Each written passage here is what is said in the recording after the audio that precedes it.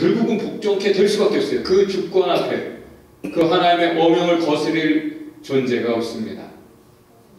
결국 디모데전서에서는 이렇게 또 바울이 얘기해요.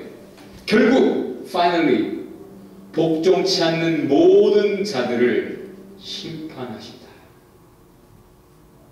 관건은 하나님의 주권을 인정하느냐 그것에 대항하느냐인데, 오늘 본문 앞에 우리 지난주에 나눈 말씀에서는 하나님의 주권에 대항하는 자들이 있었죠. 안식일의 주인 되신 하나님이신 예수님께서 오셔서 그날 자유케 하시는, 안식을 주시는 그런 하나님의 역사를 이루시는데, 그것을 막고서는 해당장이 있었고 그 무리들이 있었어요. 그때 예수님이 너희 소만도 못하냐, 이 아브라함의 딸이, 이 하나님의 딸이 너희가 소중히 여기는 그거보다 하찮게 보이느냐, 이렇게 할 때 할 말이 없어서 부끄러움을 당했다라고 하죠. 대항하는 자들이 있었어요. 지금도 저와 여러분에게 하나님의 말씀이 일주일 내내 주어질 텐데 그것을 외면하고 그것을 거부하며 얼마든지 여러분의 주권을 주장하며 살 수 있어요. 그런데 제일 앞에, 오늘 본문 말고 그 앞에 보면 지금 얘기했죠. 그 앞에 13장 제일 초두에 우리가 지지난주에 나눈 말씀에서는 메시지가 뭐였죠? 회개하라. 회개하는 자들이 누구예요? 하나님의 법이 선포될 때 거기에 깨갱하는 자들입니다. 하나님 앞에 자신을 낮추는 겸손한 자들. 너희가 겸손해지지 않으면, 하나님의 주권 앞에 겸손해지지 않으면 결국 너희가 복종케 되는, 억지로 눈물 콧물 흘려가며 상처투성이 돼서 매 맞고서야 정신 차리는 그런 인생 될 것이다. 그럼에도 불구하고 끝까지 대항하는 자들은 어떻게 된다? Finally 끝내 복종하지 않는 자들은 심판하신다. 지옥불에 던지신다. 계시록에 있는 표현에는 second death, 불못, 영원한 지옥에 던져지게 될 것이다. 박지성이 참 훌륭하죠. 박수는 좋죠? 네. 뭐가 좋아요? 박지성의 발이 좋은 사람 있어요? 박지성의 정신력을 히딩크가 칭찬했다고 하죠. 자네는 참 정신력이 훌륭하네. 반드시 훌륭한 선수가 될 것이네. 그렇게 히딩크가 말해줬을 때 아무도 못 알아본 박지성이 품고 있었던 그 정신력, 그것을 인정받았을 때 박지성 스스로도 용기를 가지고 훌륭한 축구 선수가 되는 길을 시작했다. 저는 그렇게 들었어요. 준하 형제 좀 늦게 왔는데, 준하 형제가 아까도 말했지만 축구광이에요. 매번 축구장에 가면 나한테 그래요. 목사님, 오늘은 제가 마음을 비우고 축구하려고요. 아, 그 정신 좋아요.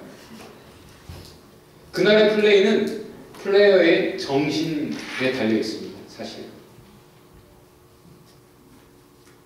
내가 패스워크 하다가 팀플레이 하다가 기회 오면 그 기회를 놓치지 않고 반드시 골로 연결하겠다, 뭐 이런 정신력, 그런 게 이청용의 플레이를 낳는 것이고 박지성의 플레이를 낳는 거죠.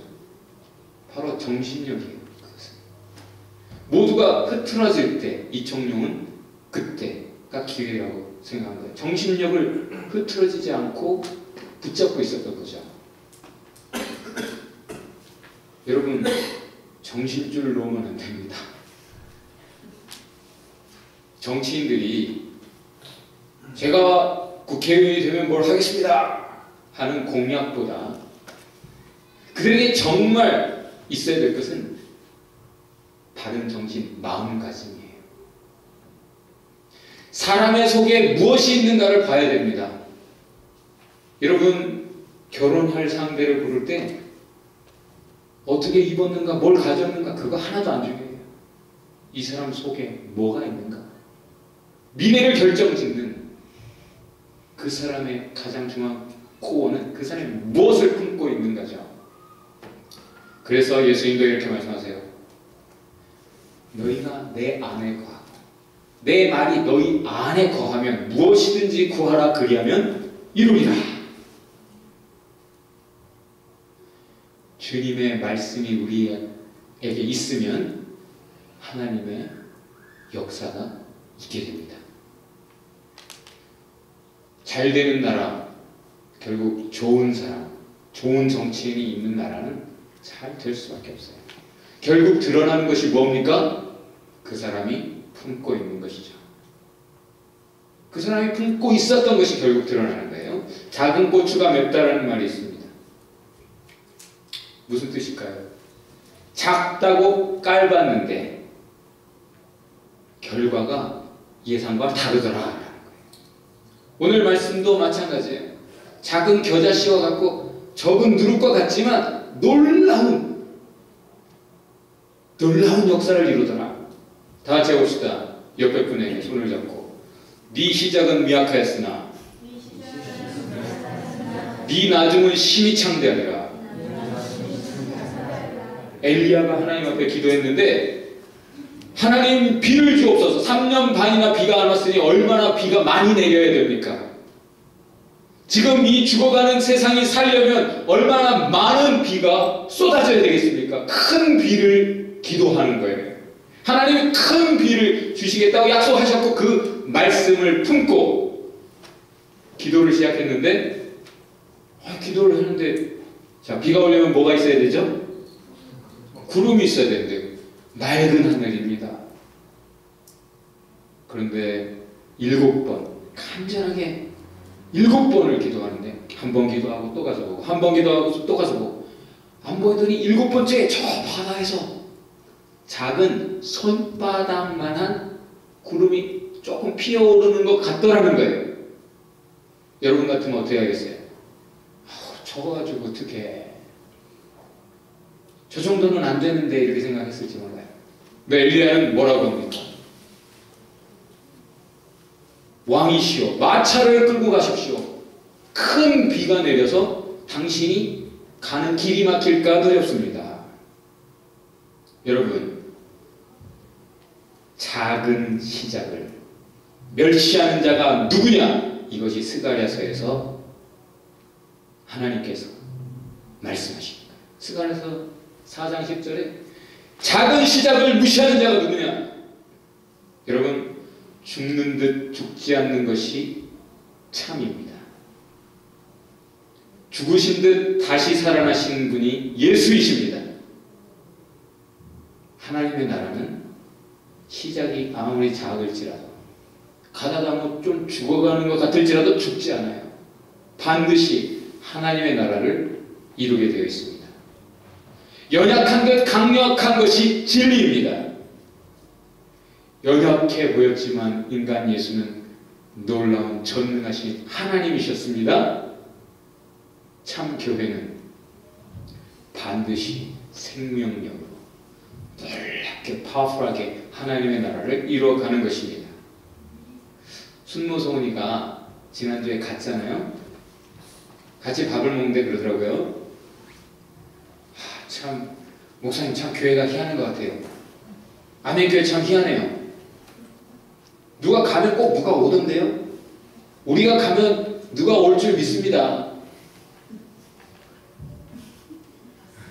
왔습니다. 많은 분들이 걱정해주는 아멘교회. 유학생들만 있어서 어디 교회가 되겠나? 그 유학생들이 있다가 막 70명 됐다가도 확 또 쫄 수도 있는 거 확 몰려가고 세계 경제에 또 확 이렇게 막 어디 아멘교회 계속 전속되겠나? 목사 비자도 뭐 문제가 자꾸 생기고 그렇게 많은 분들이 걱정해주는 아멘교회. 여기에 하나님의 겨자씨가 있다면, 하나님의 누룩이 있다면 No worry. 반드시 하나님의 역사가 계속될 것입니다. 놀랍게 하나님의 나라가 이루어질 줄 믿습니다.